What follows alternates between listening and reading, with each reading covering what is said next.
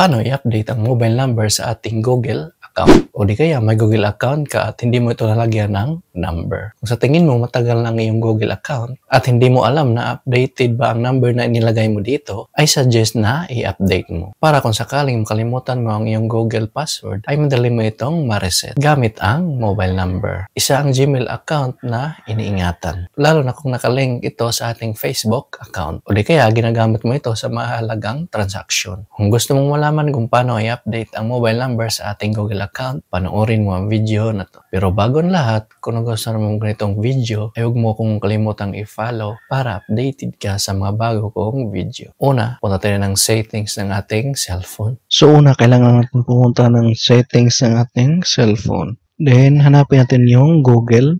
Ayan, once na makita nyo na, pindutin nyo lang. Then, pindutin na itong manage your Google account. Then, pindutin na itong personal info.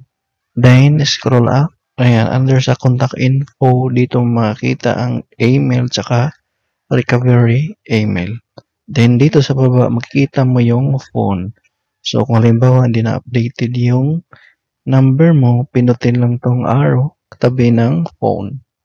So, nakalagay dito, this phone number has been added to your Google account.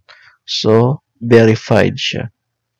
Gagawin nyo lang ay pindutin lang to, yung number. Pindutin lang tong parang lapis. Ayan.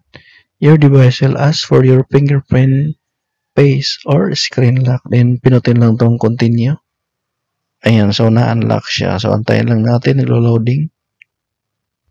Ayan. Pagkatapos, pinutin ulit tong parang pen. Updating, you will change your phone number or some Google service. Then, pinutin lang tong update number. No, so, pwede mo siyang palitan yung number.